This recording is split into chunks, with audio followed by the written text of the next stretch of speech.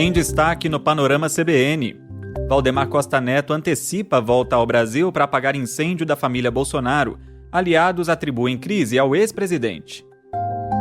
Secretário de Estado americano diz que Flávio Bolsonaro propôs equipe de transição aos Estados Unidos caso seja eleito. Em dia de acordo entre Israel e Líbano, Estados Unidos bombardeiam alvos no Estreito de Hormuz após Trump acusar Irã de violar cessar-fogo.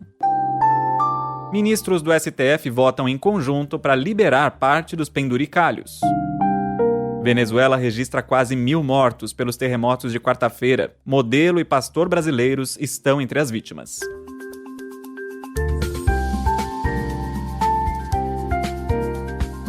Olá para você que está aqui comigo, eu sou Leandro Gouveia e essa é a segunda edição do podcast Panorama CBN de sexta-feira, 26 de junho de 2026. Em menos de meia hora eu te conto as principais notícias do dia.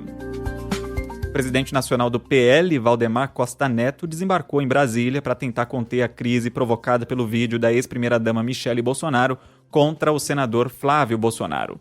Valdemar estava em Miami, nos Estados Unidos, acompanhando a Copa do Mundo. Aliás, o que tem de político nos Estados Unidos, até comentando futebol, como se fosse recesso, não está escrito, né? Em entrevista à RBS, que é afiliada da TV Globo, no Rio Grande do Sul, Valdemar admitiu a gravidade da situação e afirmou que é preciso alinhar a relação interna para evitar prejuízos na campanha eleitoral. Antecipei minha viagem, porque isso é muito sério. A Michele tem um preço para nós que não tem. O que ela fez pelo PL, mulher no Brasil, não tem preço. O Flávio está com a eleição quase empatada com o Lula. Eu tenho que conversar com a Michele chegando e com o Flávio. Nós temos que acertar isso aí. Porque se não acertar isso aí, nós já vamos sair perdendo em casa. Na madrugada dessa sexta-feira, 2 dias depois do vídeo em que disse ter sido humilhada por Flávio Bolsonaro, a ex-primeira-dama Michele publicou um versículo bíblico que diz que falsas testemunhas não ficarão impunes e que quem profere mentiras perecerá.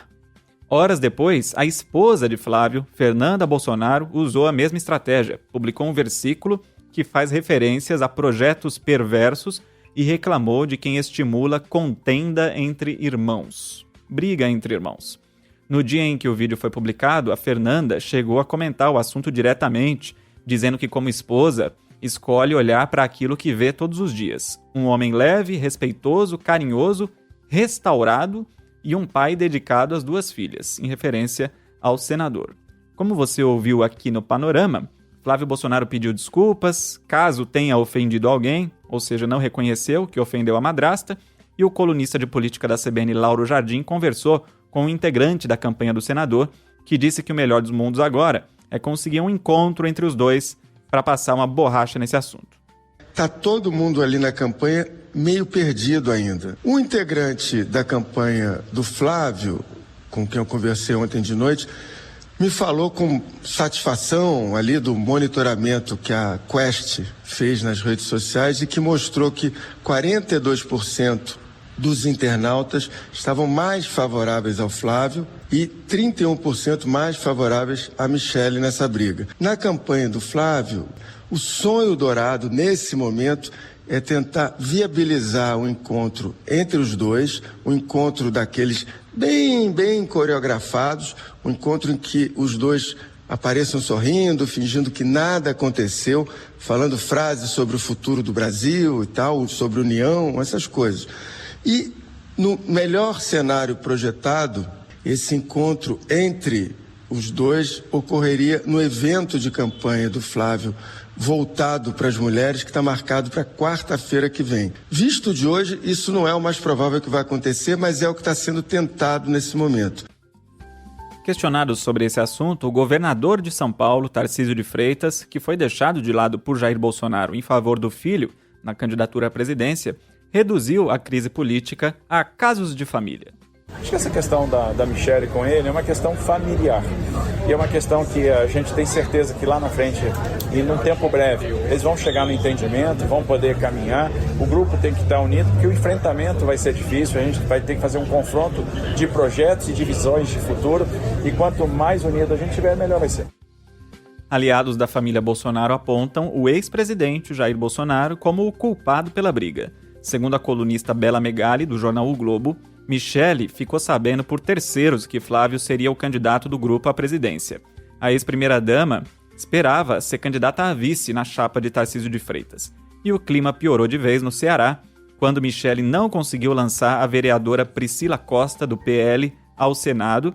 O partido fechou uma aliança com Ciro Gomes, do PSDB, como candidato a governador e deu as vagas na chapa para os tucanos e para o deputado estadual Alcides Fernandes, do PL. Esse foi estopim para o vídeo que expôs a crise na família e prejudicou a campanha de Flávio Bolsonaro. E pouco menos de 3 semanas antes do fim do prazo para os Estados Unidos colocarem novas tarifas sobre produtos brasileiros, o secretário de Estado americano Marco Rubio respondeu à carta que foi enviada pelo senador Flávio Bolsonaro pedindo a revogação da tarifa de 25%. Marco Rubio respondeu em outra carta, enviada na última terça, que vê com otimismo o pré-candidato do PL à presidência, mas reforçou a posição em relação à investigação que acusa o governo brasileiro de adotar práticas que prejudicam o comércio com os norte-americanos. Ele cita especificamente tarifas preferenciais injustas, barreiras ao acesso ao mercado de etanol, desmatamento ilegal e proteção de propriedade intelectual. Rubio ainda lembra na carta da audiência pública que está agendada para o dia 6 de julho, para que empresas, associações e governos apresentem argumentos contrários. Marco Rubio também sinaliza apoio à candidatura de Flávio Bolsonaro à presidência do Brasil. Ele diz que a amizade entre os países deve permanecer ancorada numa visão unificada para a segurança do hemisfério ocidental e finaliza dizendo que os Estados Unidos estão prontos para trabalhar com os líderes que o povo brasileiro escolher para buscar uma estrutura de investimento mutuamente benéfica. Agora, o principal é que ele revela que o senador Flávio Bolsonaro chegou a oferecer uma equipe de transição que ficaria à disposição dos Estados Unidos caso ele seja eleito. Esse trecho chamou a atenção da comentarista de política da CBN, Maria Cristina Fernandes, para quem Flávio Bolsonaro demonstra subserviência ao governo americano. Enquanto não toma posse, as equipes de transição, existe até, isso está regulamentado na legislação brasileira, a equipe de transição, ela estuda as medidas que serão adotadas assim que o governo eleito tomar posse. É uma equipe que é montada, são designados, são oficialmente designados, e o governo de turno, o governo que está à frente do país, designa pessoas que ajudarão o governo eleito nessa transição. Então, existe um regramento hoje, normatizado no país para isso, entre governos que estão no cargo e os governos eleitos. Agora, o Flávio Bolsonaro inovou propondo que algo seja feito em relação ao governo americano. Se o Flávio Bolsonaro pretendia, de alguma maneira, reverter essa imagem de traidor da pátria, né, com a qual ele foi designado pelo Itamaraty, pelo Ministério das Relações Exteriores do atual governo. Foi designado traidor da pátria. Com esta carta, ele vai ter mais dificuldade. E ainda nessa carta, Marco Rubio agradece o apoio de Flávio Bolsonaro na classificação das facções criminosas brasileiras como terroristas. Fontes do governo Lula, ouvidas pela CBN, avaliam que a carta foi uma jogada ensaiada para legitimar Flávio Bolsonaro como interlocutor do Brasil em Washington. O governo já vê como provável a interferência de Donald Trump nas eleições desse ano, como aconteceu em outros países do continente. Nessa sexta, o presidente Lula usou o discurso da soberania nacional durante um evento de batismo de um navio de guerra de última geração da Marinha, em Santa Catarina. Ele mencionou o presidente Donald Trump ao dizer que vai precisar ampliar os investimentos em defesa para o Brasil não ser pego de surpresa. Tá cheio de nego maluco no mundo. Tá cheio de nego maluco no mundo. Agora mesmo o presidente americano ele quer tomar a Groenlândia, o Canadá que vai virar estado dele, quer tomar o canal do Panamá. Onde é que nós estamos? Não dá para entender muito bem, mas ele fala que Trump queria tomar a Groenlândia, o Canadá, etc. O vice-presidente Geraldo Alckmin, em São Paulo, comentou as cartas entre Marco Rubio e Flávio Bolsonaro. Mas, na realidade, são maus brasileiros que trabalharam contra o Brasil e agora estão tentando remediar o estrago que foi feito. Sobre as tarifas. E o ministro do Desenvolvimento, Márcio Elias Rosa, deu detalhes sobre as conversas com os Estados Unidos e criticou o uso eleitoral do tema. Segundo ele, as equipes técnicas dos dois países se reúnem desde o dia 7 de maio, logo depois da visita do governo brasileiro à Casa Branca. E de lá para cá já foram 8 reuniões. Uma nova rodada de conversas nos níveis técnico e político vai acontecer na semana que vem. E estamos debatendo seriamente. Não é visita de cortesia que se faz, não é simplesmente uma conversa amadorística e muito menos de cunho eleitoral. Quem se apropria desse tema com propósito meramente eleitoral faz pouco. Além do embate sobre o mercado americano, o governo também trabalha para reverter até setembro o bloqueio da União Europeia às exportações de carne do Brasil. O bloco europeu excluiu o Brasil da lista de fornecedores para garantir que o gado brasileiro não recebeu nenhum tipo de antimicrobiano em nenhuma fase da vida. Para tentar liberar as vendas, o Ministério da Agricultura criou um novo protocolo de fiscalização. A adesão dos pecuaristas é voluntária, mas vai ser obrigatória para quem quiser vender para a Europa. Esse processo exige a contratação de uma certificadora credenciada pelo pecuarista, elaboração de plano sanitário e nutricional e a comprovação de controle sobre os remédios proibidos. Segundo a Confederação da Agricultura e Pecuária, até agora nenhuma propriedade foi certificada. E o Banco Central decretou nesta sexta-feira a liquidação extrajudicial da Sefer Investimentos, que administra fundos ligados aos possíveis esquemas de fraude do Banco Master. O Banco Central tomou a decisão depois de identificar graves violações a normas legais e um risco anormal para os credores.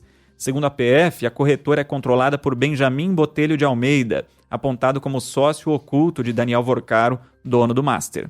Fundada em 1994 como Foco DTVM, a empresa mudou de nome várias vezes nos últimos anos e foi alvo de ao menos 2 operações da Polícia Federal e processos da Comissão de Valores Mobiliários. Com a liquidação, os bens dos controladores ficam indisponíveis. Essa é a mais recente de 10 instituições ligadas ao Master que sofreram intervenção do Banco Central desde o ano passado.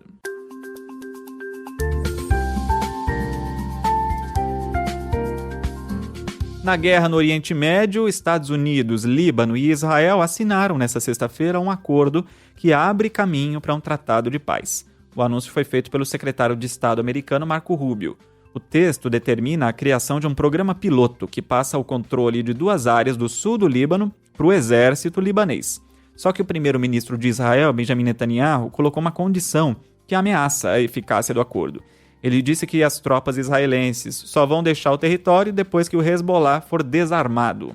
O grupo extremista, que age de forma independente do Estado libanês, exige a saída imediata dos militares para cumprir o trato. Então, nada feito por enquanto. E aí, no fim da tarde desta sexta-feira, os Estados Unidos atacaram armazenamentos de mísseis e drones iranianos e equipamentos de radar na região do Estreito de Hormuz, depois do presidente Trump acusar o Irã de atacar navios que atravessaram o canal na quinta-feira. A operação para a retirada de navios tinha sido até suspensa por causa desse incidente, como eu te contei no último episódio. São os primeiros ataques agora dos Estados Unidos depois da assinatura de um acordo de paz inicial entre os dois países. Nessa sexta, o petróleo chegou a ficar abaixo dos $72, menor nível desde 26 de fevereiro, mas aí depois do ataque dos Estados Unidos, a queda diminuiu de intensidade. No momento em que eu gravo, o barril do tipo Brent tem baixa de 2%, é negociado a $73. O principal índice da Bolsa Brasileira subiu 0,76% aos 173.295 pontos. No acumulado da semana, o Ibovespa subiu 2,95%. O dólar comercial caiu 0,2%, cotado a R$ 5,16. O euro vale R$ 5,88, com queda de 0,08%. E a taxa de desemprego no Brasil ficou em 5,6% no trimestre que terminou em maio. É o menor índice para esse período desde o início da série histórica em 2012. O resultado mostra a estabilidade em relação aos 3 meses anteriores e queda na comparação com o ano passado. Ao todo, o país tem 6,1 milhões de pessoas desocupadas. Por outro lado, a população ocupada bateu recorde e chegou a 102,7 milhões de trabalhadores. Outro destaque é a taxa de subutilização, que reúne quem está sem emprego, quem trabalha menos do que gostaria e quem desistiu de procurar vaga. Esse índice caiu para 13,3%, o nível mais baixo da série. A informalidade recuou um pouco e atinge agora 37,3% dos profissionais do país.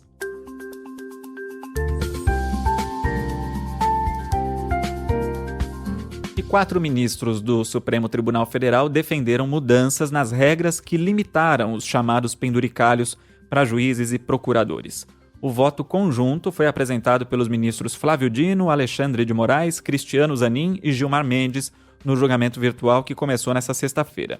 Eles propõem flexibilizar o pagamento de alguns benefícios. Os tribunais e ministérios públicos vão poder pagar em dinheiro pelos plantões judiciais presenciais que não foram compensados com folga, com um limite de 30 dias por ano. Se o plantão for virtual, o magistrado só vai receber pelas horas em que trabalhou de fato. A proposta também traz uma liberação para magistrados mais antigos. Eles vão poder acumular 2 benefícios parecidos.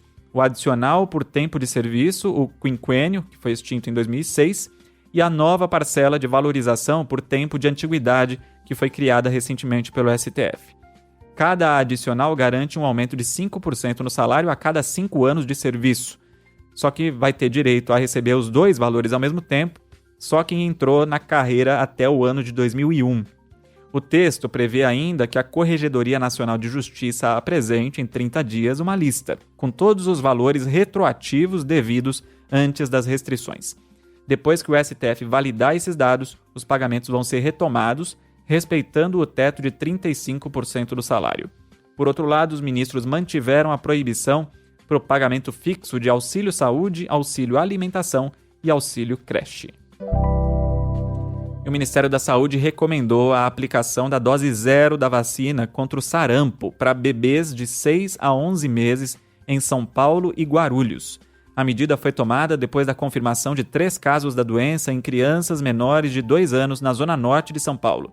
2 delas frequentavam a mesma creche. O Instituto Adolfo Lutz e a Fiocruz confirmaram os diagnósticos. O governo federal vai enviar 100 mil doses extras da vacina tríplice viral para os 2 municípios. As autoridades suspeitam que os casos foram importados. Isso não muda o status do Brasil como país livre do sarampo. Repetindo então, vacina contra o sarampo para bebês de 6 a 11 meses em São Paulo e Guarulhos.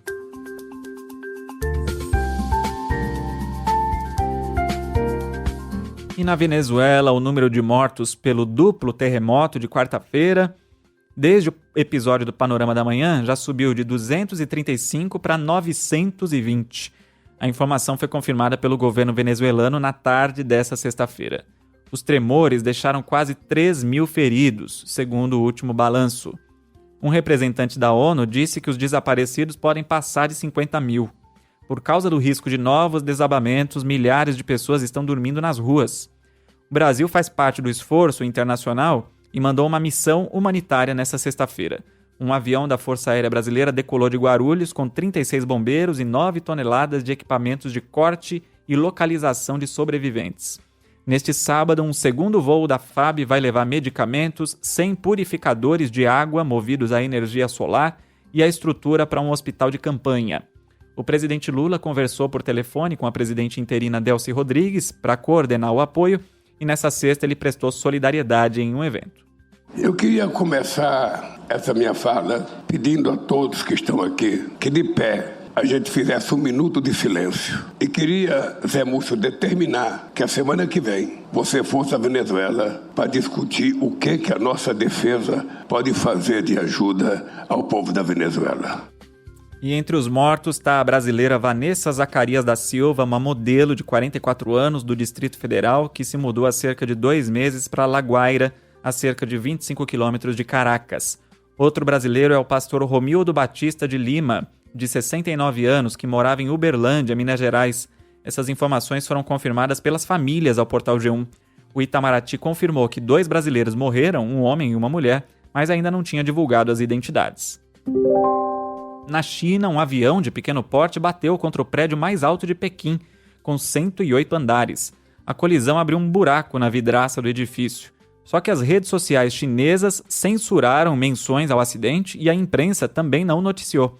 Até o momento em que eu gravo, não há notícia de feridos ou mortos.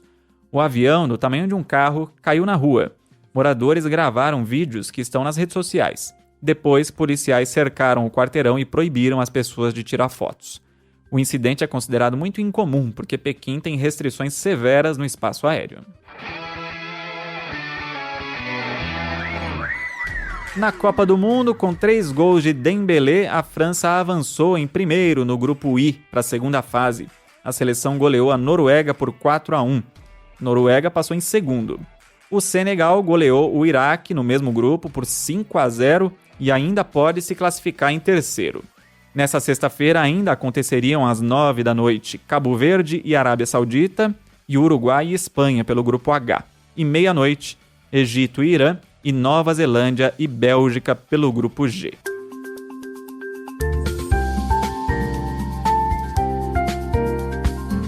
E antes da Rádio Sucupira de todas as sextas, convido você a mandar mensagem para o Panorama. Meu e-mail é leandro.gouveia@cbn.com.br.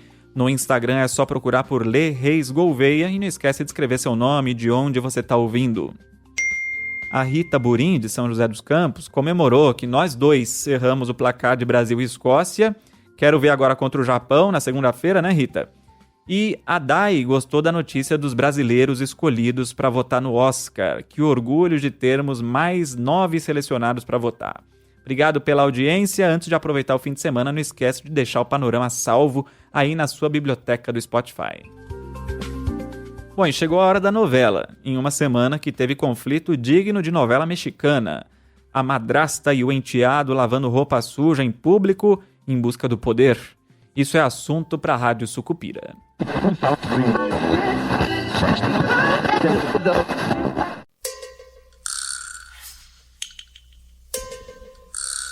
Se me permite a sua menina, eu queria falar com a franqueza franca mesmo.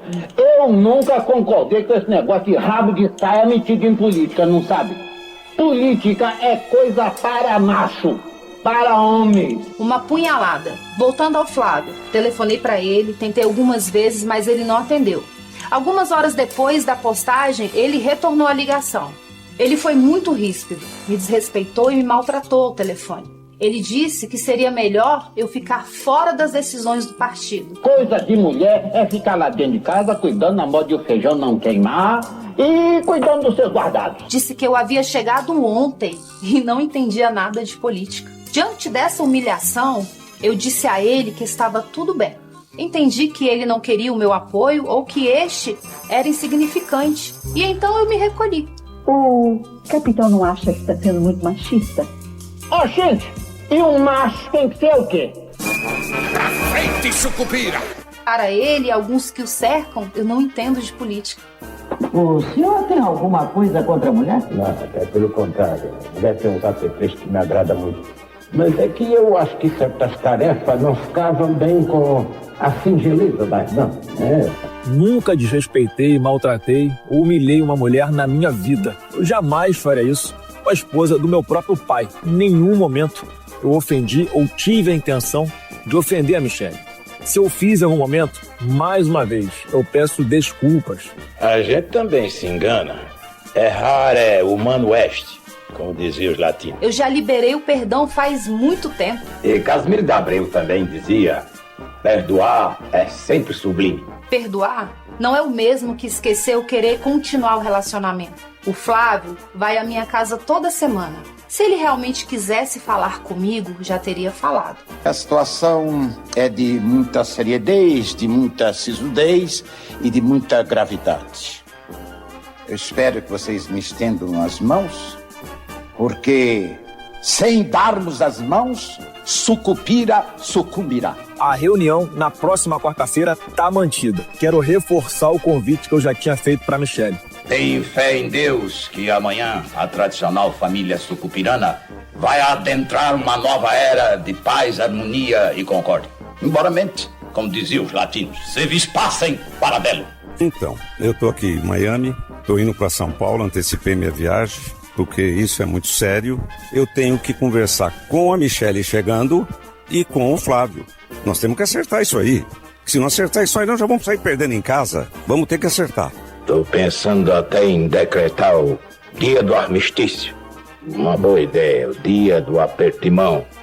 Que medrados e cajazeiras vão para a praça pública apertar a mão um dos outros. Então o convite segue de pé e o coração segue aberto, Michele. Preciso de todo mundo junto comigo. Posso contar com você? O senhor não acha que é muita audácia juntar medrado, cajazeira? Sei não, mas isso vai acabar pegando fogo, né?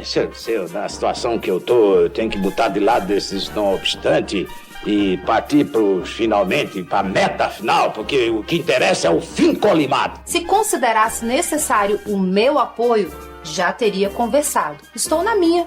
Continuarei recolhida. Tá na hora de botar de lado esses considerando.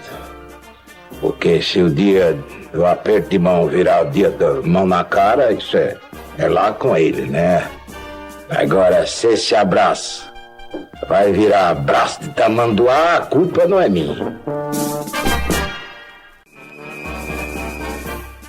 As falas da novela O Bem Amado foram cedidas pelo acervo da TV Globo. O texto é de Dias Gomes e a interpretação do prefeito Odorico Paraguaçu é de Paulo Gracindo. Edição de Edmilson Fernandes e Cláudio Antônio. Lembrando que a Rádio Sucupira tem podcast próprio também, caso você tenha perdido algum episódio ou queira compartilhar.